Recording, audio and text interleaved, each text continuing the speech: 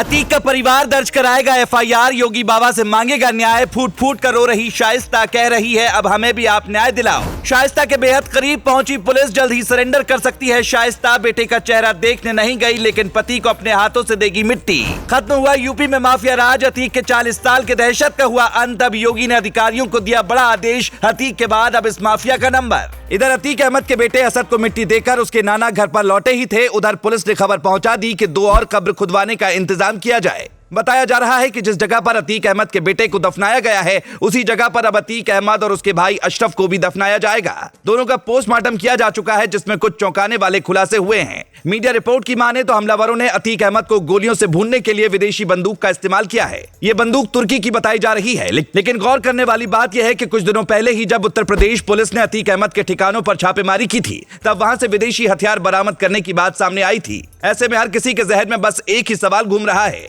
कि क्या अतीक ने जो हथियार विदेश से मंगवाए थे वही हथियार उसके लिए काल बन गए। अब पुलिस इस मामले की भी जांच कर रही है, लेकिन फिलहाल अतीक को दफनाने की तैयारी तेज कर दी गई।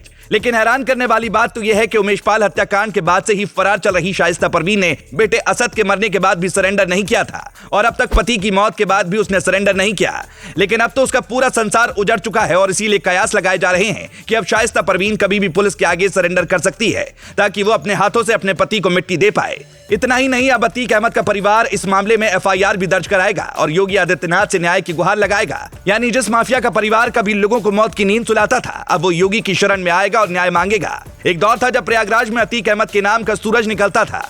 उस दौर में अतीक अहमद ने कई लोगों को मौत की नींद सुलाया। उसकी दहशत ऐसी थी कि उसके गिरेबान तक किसी का हाथ पहुंचना तो बहुत दूर की बात है। पुलिस उसके दरबान तक पहुंचने से पहले 100 बार इजाजत लेती थी। अतीक अहमद कोई मामूली डॉन नहीं था, बल्कि उसके एक इशारे पर सरकार में बैठे लोग हिल जाया करते थे। डीएम और एसपी की क्या औकात, एडीजी और डीजीपी तक उसके इशारे पर नाचते थे। अपने दौर में करीब 40 साल तक अतीक अहमद ने वो दहशत मचाई जिसके बारे में कोई सोच भी नहीं सकता। अतीक अहमद पर लूटपाट, हत्या के अलावा कई सारे मुकदमे दर्ज किए गए, लेकिन एक बात कही जाती है कि ऊपर वाला सब कुछ देख रहा होता है और एक न एक दिन सबका हिसाब होता है। जब तक उत्तर प्रदेश में समाजवादी पार्टी और दूसरी पार्टियों की सरकार थी तब तक अतीक अहमद का सिक्का सियासत में भी बोलता रहा, लेकिन जब योगी आदित्यनाथ 2017 में उत्तर प्रदेश के मुख्यमंत्री बने उसी दिन के बाद से अतीक अहमद के बुरे दिन भी शुरू हो गए। सबसे पहले अतीक अहमद को जेल में डाला गया, लेकिन इसके बाद खेल 2023 में पलटता चला गया। अतीक अहमद जेल में बंद होकर यही सोच रहा था कि अब योगी सरकार से इंतकाम लेना है और इसीलिए उसने उमेश पाल हत्याकांड की भी बड़ी ही चतुराई के साथ साजिश रची। अगर उसका प्लान हिट हो जाता तो एक बार फिर प्रयागराज की गलियों में उसका सिक्का चलने लगता, लेकिन उसके बेटे असद ने उसके सारे करे कराए पर पानी फेर दिया।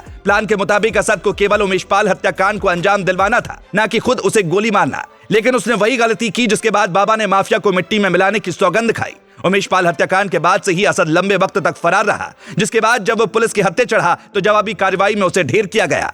अतीक अहमद ने माफिया रहते हुए इतने दुश्मन पाल रखे थे कि हर किसी की नजर उसकी जान पर ही थी। जैसे ही अतीक अहमद साबरमती से प्रयागराज लाया गया उसके दुश्मन भी बदला लेने की फिराक में आ गए। अतीक को अपनी मौत का डर सता रहा था, इसलिए वो गुहार लगा रहा था कि उसे मार दिया जाएगा और हुआ भी वही। अतीक अहमद को उसके ही दुश्मनों ने मौत के घाट उतार दिया। Bureau report.